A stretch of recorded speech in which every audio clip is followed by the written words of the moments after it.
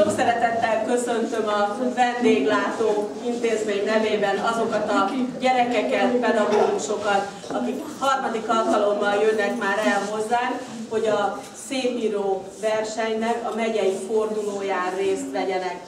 Remélem, hogy akik már eddig is voltak, jól érezték itt magukat, semmi izgalom nem kell, hogy a mai napban legyen, hiszen biztos, hogy jól felkészültetek, nyugodt körülmények között lemásolhatjátok azt a szöveget, amit kaptok. Szeretném bemutatni a mellettem álló Sauer István urat, aki a Veszprém megyei tankerületnek az igazgatója. Őt kértem fel, hogy néhány szóval köszöntse vendégeinket. Kedves diákok, fiatalok, felkészítő tanárok!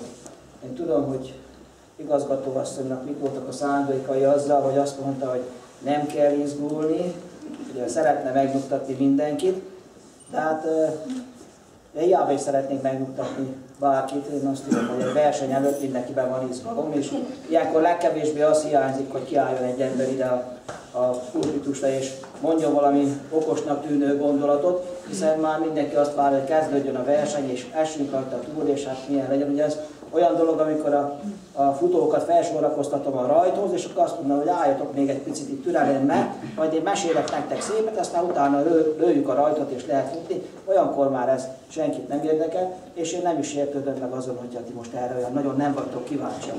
Ti arra vagytok kíváncsiak, nyilvánvaló, hogy hogyan fogtok szerepelni ezen most már azt mondom, hogy hagyományos, mert harmadik ízben itt a Bárciban rendezendő megyei döntőre, hiszen aki ezt a döntőt a korcsoportjában nyeri, az a gyermek, az a tanuló fogja képviselni Veszprém megyét az országos versenyen.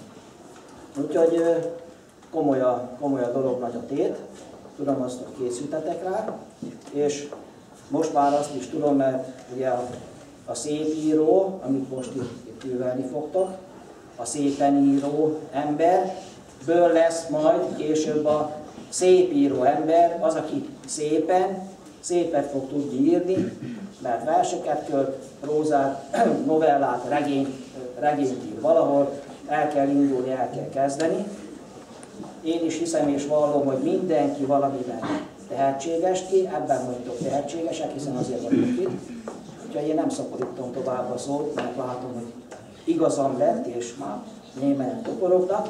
Nagyon jó versenyzést kívánok mindenkinek. Akinek most nem sikerül, annak jövőre még jobban, hiszen egy korcsoporttal följebb újra meg lehet próbálni, úgyhogy jó versenyzés, sok sikert. Köszönöm. Köszönöm szépen. Tehát mégis mindent megteszünk, hogy izgalommentesítsük ezt a versenyt. És azok a gyerekek a mi iskolánkból, akik nem a szépírásban, hanem versben, zenében, énekben tehetségesek, egy nagyon pici műsorral készültek nektek, ezt hallgassátok meg. Kányádi Sándor, volna még. Pedig volna még valami mondani valóm, például a nyíló Narcisz mezőről, az alkonyi szélben riadtan lobogó hegyi füvekről, a hegyekről, a folyókról, égről és a földről, a tengerekről, az óceánok alatt vergődő tűzhányókról, a szerelem végtelen napi egyenlőségéről. Mikor az idő is ellankad, mint a patak, ha szomját oltja benne a szarvas. Egy szóval, kettőnk dolgáról az emberiség nevében volna még, tán volna még. Vannak vidékek, gyönyörű tájak, ahol a keserű számban édessé ízesül. Vannak vidékek legbelül. Szavak sarjadnak rétjein, gyopárként sziklás bércein, szavak kapaszkodnak. Szavak, véremmel rokon a patak, szívemben csörgedes csobog, télen, hogy védjen befagyok, páncélom alatt cincogat, jegget pengető hangukat. Tavaszok, nyarak, őszeim, maradékaim s őseim. Vannak vidékek, viselem, akár a bölt a testemen, meggyötörten, és gyönyörű tájak, ahol a keserű számban édessé édesül. Vannak vidékek legbelül. Vannak vidékek, ahol az ének kiment a szokásból. Ha van is élet, azt hihetnétek, mindenki gyászol. Pedig csak védett helyen az ének, mélyen szunnyad, a lélek legjobban féltett gyönge csücskében.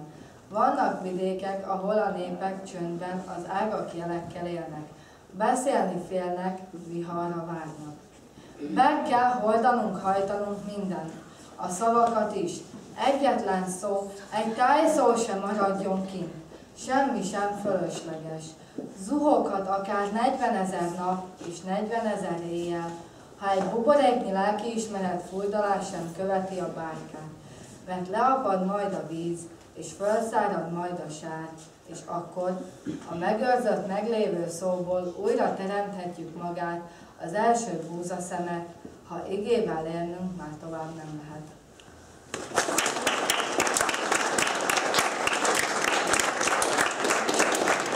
Mi egy bakonyi népdalcsokrot hoztunk nektek, fogadjátok szeretettel!